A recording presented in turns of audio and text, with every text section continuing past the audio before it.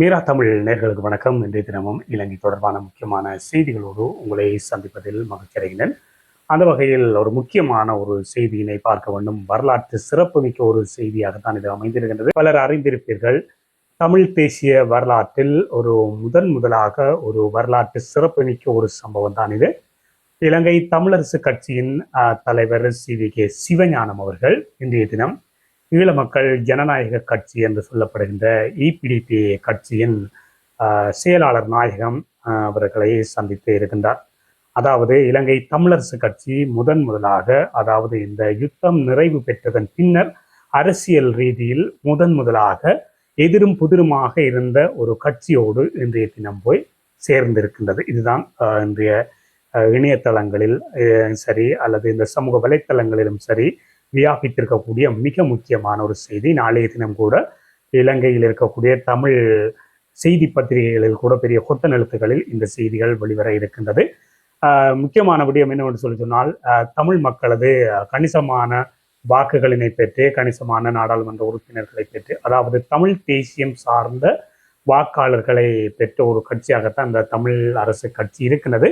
இவ்வாறு தமிழ் மக்களது வாக்குகளினை பெற்று நாடாளுமன்றத்தில் பல ஆசனங்களினையும் பெற்று, குறிப்பாக வடக்கு கிழக்கில் தமிழ் மக்களது வாக்குகளினை பெற்று நாடாளுமன்றத்தில் பல ஆசனங்களை பெற்று, அதே போல் கடந்த உள்ளூராட்சி மன்ற தேர்தலின் போது கூட பல சபைகளில் முன்னிலை பெற்றிருந்த போதும் சில சபைகளில் ஏனைய தமிழ் கட்சிகள் முன்னிலை பெற்றிருக்கின்றது. இந்த நிலையில் தான் இன்றைய தினம் இலங்கை தமிழரசு கட்சி சார்பாக அதன் துணை தலைவர் என்று சொல்லப்படக்கூடிய CVK சிவஞானம், அதாவது இவர் ஒரு நீண்ட காலமான ஒரு உறுப்பினர். கடந்த மாகாண சபை, வடக்கு மாகாணத்தின் மாகாண சபையின் அவை தலைவராக கூட இருந்திருக்கிறார். மாகாண சபை தேர்தலில் 2013ஆம் ஆண்டு நடந்த மாகாண சபை தேர்தலில் போட்டியிட்டு வெற்றி பெற்று அவை தலைவராக தெரிவாகி மாகாண சபையின் அவை தலைவராக இருந்திருக்கிறார். இவர் தான் தற்பொழுது இலங்கை தமிழரசு கட்சியின் துணைத் தலைவராக நியமிக்கப்பட்டிருக்கிறார். குறிப்பாக மாவை சேனாதிராஜா அவர்கள் இறந்ததன் பின்னர் இலங்கை தமிழரசு கட்சியின் தலைவர் என்கின்ற அந்த நிலைக்கு இருந்த வெற்றிடத்திற்கு இவர் துணைத் தலைவராக நியமிக்கப்பட்டிருந்தார். ஏற்கனவே சிவஞானம் ஸ்ரீதரன் அவர்கள் தலைவராக இருந்து அது தொடர்பான வழக்கு கூட நீதிமன்றத்தில் நிலுவையில் இருக்கின்றது. சரி, இந்த விடயத்திற்கு வரலாம். அதாவது யாழ்ப்பாண மாவட்டத்தில் மட்டுமல்லாது வடக்கு கிழக்கில் இலங்கை தமிழரசு கட்சி போட்டியிட்டு, அதாவது கடந்த உள்ளூராட்சி மன்ற தேர்தலில் இலங்கை தமிழரசு கட்சி போட்டியிட்டு வெற்றி பெற்று ஆட்சி அமைக்கக்கூடிய ஆசனங்கள் பெற முடியாத சபைகளில் தமக்கான ஆதரவினை வேண்டி பல்வேறுபட்ட பேச்சுவார்த்தைகளில் ஈடுபட்டு வருகின்றார்கள். அண்மையில் கூட தமிழ் தேசிய மக்கள் முன்னணியின் தலைவர் அஜேந்திரகுமார் பொன்னம்பலம் அவர்களோடு கூட இலங்கை தமிழரசு கட்சியின் சார்பாக CVK சிவஞானம் அவர்களும், அதேபோல் பொதுச் செயலாளர் MA சுமந்திரன் அவர்களும் சந்தித்து பேச்சுவார்த்தை நடத்தியிருந்தார்கள். ஆனாலும் அந்த பேச்சுவார்த்தையில் கொள்கை அளவில் இடம்பெறாத அந்த உடன்பாடுகள் காரணமாக அந்த பேச்சுவார்த்தை தோல்வியில் முடிவடைந்ததாக ஊடகங்களில் கூறப்பட்டது. இந்த நிலையில் தான் இன்றைய தினம் ஈழமக்கள் ஜனநாயக கட்சியினை தமிழரசு கட்சி சார்பாக CVK சிவஞானம் சென்று சந்தித்திருக்கிறார்.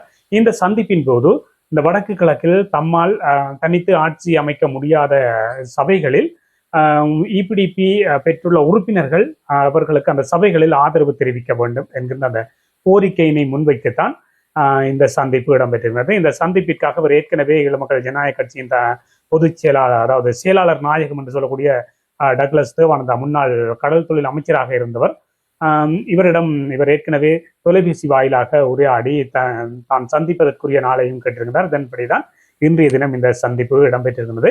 இது தவிர ஏற்கனவே ஜனநாயக தமிழ் தேசிய கூட்டணி, அதாவது சங்கு சின்னத்தில் கடந்த தேர்தலில் போட்டியிட்ட ஜனநாயக தமிழ் தேசிய கூட்டணி கூட அமைச்சர் டக்ளஸ் தேவானந்தாவை மன்னிக்க வேண்டும், முன்னாள் அமைச்சர் டக்ளஸ் தேவானந்தாவை சந்தித்து இந்த உள்ளூராட்சி மன்றங்களில், அதாவது தமிழ் தேசிய பேரவை மற்றும் ஜனநாயக தமிழ் தேசிய கூட்டணி கூட்டில் இருக்கக்கூடிய இந்த உள்ளூராட்சி மன்றங்களில் ஆட்சி அமைப்பதற்கு ஆதரவு தெரிவிக்க வேண்டும், ஆதரவு வழங்க வேண்டும் என்கின்ற பேச்சுவார்த்தைகள் இடம்பெற இருப்பதாக கூட அறியப்பட்டது. இது தொடர்பாக கூட பல்வேறுபட்ட தகவல்கள், செய்திகள் இணையதளங்களிலும் சமூக வலைத்தளங்களிலும் அதேபோல் ஊடகங்களும் வெளிவந்திருந்தன.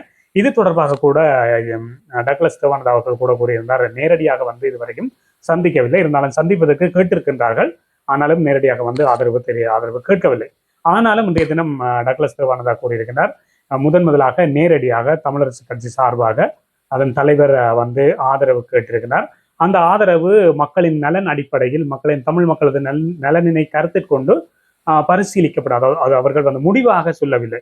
குறிப்பாக சிவிகே சிவஞானம் கூறியிருந்தார், தமது கட்சி முன்னிலையில் இருக்கக்கூடிய பல சபைகளிலும் ஈழமக்கள் ஜனநாயக கட்சியின் உறுப்பினர்கள் இருக்கின்றார்கள். அந்த உறுப்பினர்கள் தமக்கு ஆட்சி, அதாவது தமது நிர்வாகம் ஆட்சி செய்வதற்கு ஆதரவு தெரிவிப்பார்கள் என்கின்ற நம்பிக்கை தமக்கு இருப்பதாக கூறியிருந்தார்.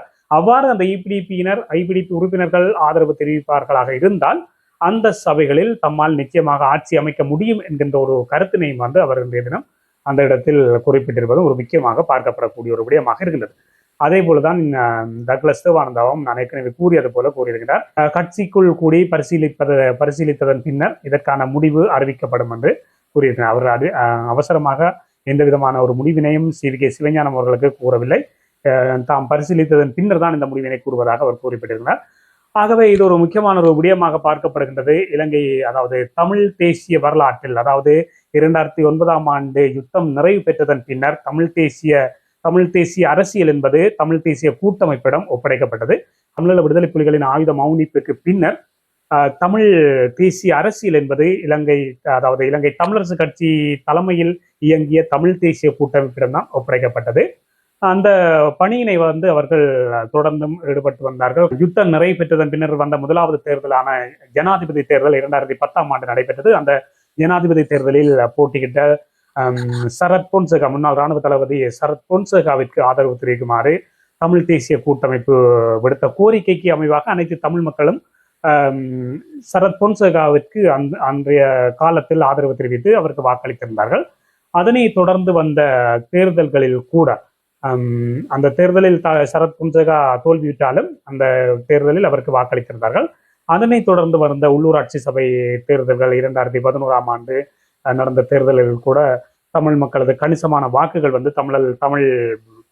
தமிழ் தேசிய கூட்டமைப்புக்கு கிடைத்திருந்தது.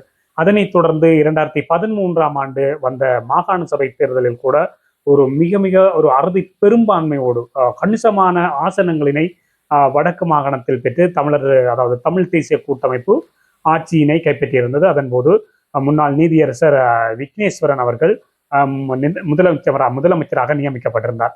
இதனைத் தொடர்ந்து 2014ஆம் ஆண்டு நடந்த தேர்தல், அதாவது 2014 அல்ல 2015ஆம் ஆண்டு நடந்த ஜனாதிபதி தேர்தலின் போது கூட தமிழ் தேசிய கூட்டமைப்பு விடுத்த கோரிக்கைக்கு அமைவாக அதன் பொது வேட்பாளராக போட்டியிட்ட மைத்ரிபால சிறிசேன அவர்களுக்கு தமிழ் மக்கள் கணிசமான வாக்குகளினை வடக்கு கிழக்கு சார்பாக செலுத்தி இருந்தார்கள். அதனை தொடர்ந்து வந்த நாடாளுமன்ற தேர்தலில் கூட தமிழ் தேசிய கூட்டமைப்புக்கு தமிழ் மக்கள் வடக்கு கிழக்கில் கணிசமான வாக்கினை செலுத்தி ஆதரவினை கொடுத்து கணிசமான நாடாளுமன்ற உறுப்பினர்களை நாடாளுமன்றத்துக்கு அனுப்பியிருந்தார்கள். அதனை தொடர்ந்தும் கூட கடந்த 2020ஆம் ஆண்டு நடந்த நாடாளுமன்ற தேர்தலில் கூட கணிசமான வாக்குகளினை இவர்கள் பெற்றிருந்தார்கள். இந்த நிலையில் தான் தமிழ் தேசிய கூட்டமைப்பு உடைவு பெற தொடங்கியது. குறிப்பாக அதிலிருந்து முதலாவதாக EPRLF வெளியேறியது. அதனைத் தொடர்ந்து டெலோ, அதே போல் புளோட் ஆகியனவும் வெளியேறி தற்பொழுது இலங்கை தமிழரசு கட்சி தான் கடந்த தேர்தல்களில் தனித்து போட்டியிட்டது.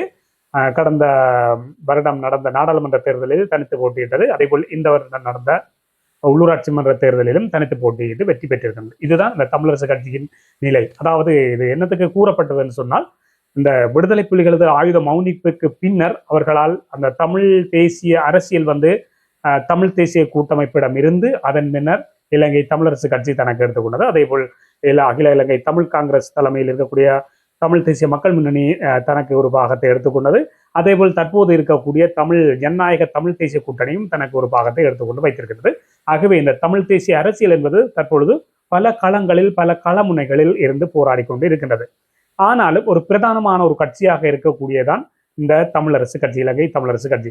கடந்த நாடாளுமன்ற தேர்தலில் இருக்கலாம் அல்லது உள்ளூராட்சி மன்ற தேர்தலில் இருக்கலாம், இந்த 2 தேர்தல்களிலும் கணிசமான வாக்குகளினை பெற்றது மட்டுமல்லாமல் கணிசமான உறுப்பினர்களையும் பெற்று தமிழ் மக்களது பிரதானமான ஒரு தமிழ் தேசிய கட்சியாக இலங்கை தமிழரசு கட்சி இருக்கின்றது.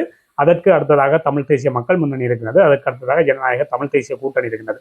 இவ்வாறான இந்த தமிழ் தேசிய கட்சிகளுக்கு இடையில் தான் இந்த அமையவிருக்கின்ற இந்த உள்ளூராட்சி மன்றங்களில் யார் ஆட்சியினை பிடிப்பது, அதாவது குறிப்பாக இந்த தமிழ் தேசிய கட்சிகள் என்ற அடிப்படையில் எந்த தமிழ் தேசிய கட்சிக்கு அதிகமான ஆதரவு இந்த உள்ளூராட்சி மன்றங்களில் இருக்கின்றதோ, அதாவது அதிகமான உறுப்பினர்கள் இருக்கின்றார்களோ அவர்களுக்கு ஏனைய தமிழ் தேசிய கட்சிகள் ஆதரவு வழங்குவது என்பதுதான் ஆரம்ப முடிவாக இருந்தாலும் தற்பொழுது பல குளறுபடிகள் இடம்பெற்றிருக்கின்றன. இருந்தாலும் கடந்த சில நாட்களுக்கு முன்னர் ஜனநாயக தமிழ் தேசிய கூட்டணியும் அதேபோல் தமிழ் தேசிய பேரவை, அதாவது தமிழ் தேசிய மக்கள் முன்னணியை பிரதிநிதித்துவப்படுத்துகின்ற தமிழ் தேசிய பேரவையும் இணைந்து ஒரு பொது இணக்கப்பாட்டிற்கு ஒரு ஒப்பந்தம் ஒன்று கைச்சாத்திட்டு இருக்கின்றன. அதாவது கொள்கை அடிப்படையில் இவர்கள் ஒன்றிணைந்து செயற்படுவதாக, அதில் சில நிபந்தனைகள் அடிப்படையில் இவர்கள் ஒன்றிணைந்து இந்த வடக்கு கிழக்கில் இருக்கக்கூடிய இந்த உள்ளூராட்சி மன்றங்களில் ஆட்சியினை கைப்பற்றுவது தொடர்பாக இந்த ஒப்பந்தம் நிறைவேற்றப்படுகிறது. இதன் தொடர்ச்சியாகத்தான் இந்த தமிழரசு கட்சி இன்றைய தினம் ஜனநாயக அதாவது ஈழமக்கள் ஜனநாயக கட்சியோடு போய் இணைந்திருக்கிறது.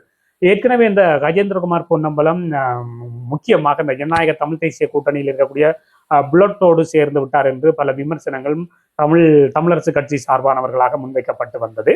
ஆனாலும் தற்பொழுது இன்றைய தினம் தமிழரசு கட்சியே மற்றும் ஒரு, அதாவது தமிழ் தேசியத்திற்கு விரோதமான கட்சி என்று இதுவரையும் சொல்லப்பட்டு வந்த ஒரு கட்சியோடு போய் இன்றைய தினம் அவர்கள் சேர்ந்திருப்பதும் இன்றைய தினம் மிகப்பெரிய ஒரு விமர்சனத்தினை தோற்றுவித்திருக்கின்றது. பார்ப்போம், இனி வருகின்ற காலங்கள் தமிழ் தேசியத்திற்கு, தமிழ் தேசிய கட்சிகளுக்கு மிகப்பெரிய ஒரு சவாலாகத்தான் இருக்க போகின்றது. ஏற்கனவே ஒரு விமர்சனம் இருக்கின்றது. கடந்த நாடாளுமன்ற தேர்தலில் யாழ் மாவட்டம் உள்ளிட்ட, அதாவது வடக்கு கிழக்கிலே, கிழக்கை தவிர்த்து பார்த்தால் கூட வடக்கிலே அந்த யாழ் மாவட்டம், அதே போல் வன்னி மாவட்டத்தில் இருக்கக்கூடிய வவுனியா மாவட்டம் போன்ற இந்த மாவட்டங்களில் என்பிபி கணிசமான நாடாளுமன்ற உறுப்பினர்களை பெற்றிருந்தது. இதற்கு முக்கியமான காரணம் இந்த தமிழரசு கட்சியின் குளறுபடிகள், தமிழ் தேசிய கட்சிகளின் குளறுபடிகள் என்ற ஒரு குற்றச்சாட்டு தான் முன்வைக்கப்பட்டிருந்தது. இதனால் தான் மக்கள் இன்னும் வேறொரு கட்சிக்கு ஆதரவினை தெரிவித்திருந்தார்கள் என்று. ஆகவே இன்றைய இந்த நிலைமை கூட ஒரு மிகப்பெரிய ஒரு பாரிய ஒரு சவாலாகத்தான் இந்த தமிழ் தேசிய கட்சிகளுக்கு இருக்க போகின்றதாக கூறுகின்றார்கள். ஏற்கனவே தமிழரசு, அதாவது அகில இலங்கை தமிழ் காங்கிரஸ், அதாவது தமிழ் தேசிய மக்கள் முன்னணி கூட இந்த ஜனநாயக தமிழ் தேசிய கூட்டணியில் இருக்கக்கூடிய புளோட், அதேபோல் இபிடிபி முன்னாள் உறுப்பினராக இருந்த சந்திரகுமார் ஆகியோரோடு சேர்ந்து தமிழ் தேசியத்தை காட்டி கொடுத்து விட்டார் என்கின்ற விமர்சனங்கள் இருக்கின்றது. அதேபோல் இன்றைய தினம் CVK சிவஞானம் சென்று இபிடிபியோடு சேர்ந்து தமிழ் தேசியத்தை காட்டி கொடுத்து விட்டார் என்கின்ற விமர்சனங்கள் தற்பொழுது மெல்ல மெல்ல வர தொடங்கிவிட்டன. பார்ப்போம், அடுத்து வருகின்ற நாட்களில் இது தொடர்பான பல்வேறுபட்ட அரசியல் மாற்றங்களும் அரசியல் அதிரடிகளும் நிகழவிருக்கிறது. என்று சொன்னால் இது ஒரு சூடு பிடிக்கக்கூடிய ஒரு காலமாக இருக்கிறது. தேர்தல் காலம் போலுதான் இதுவும். என்று சொன்னால் இன்னும் அந்த உள்ளூராட்சி மன்றங்களில் ஆட்சி அமைக்கப்படவில்லை. முக்கியமான உள்ளூராட்சி மன்றங்கள் இருக்கின்றது.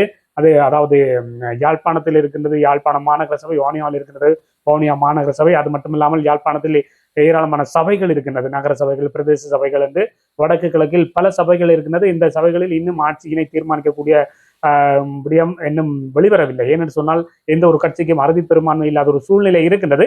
பார்ப்போம், இது அடுத்து வருகின்ற நாட்கள் அரசியலில் பல்வேறுபட்ட அதிரடி மாற்றங்களை ஏற்படுத்தக்கூடிய ஒரு நாட்களாகவும் அமைவிருக்கின்றது. இது தொடர்பான தொடர்ச்சியான அரசியல் பார்வையினை நாங்கள் பார்க்க இருக்கிறோம். தொடர்ந்து எமது சேனலோடு சப்ஸ்கிரைப் செய்து இணைந்திருங்கள். வணக்கம். இதுபோன்ற செய்திகளை உடனுக்குடன் தெரிந்து கொள்ள மீரா தமிழ் சேனலை சப்ஸ்கிரைப் செய்து இணைந்தீர்கள்.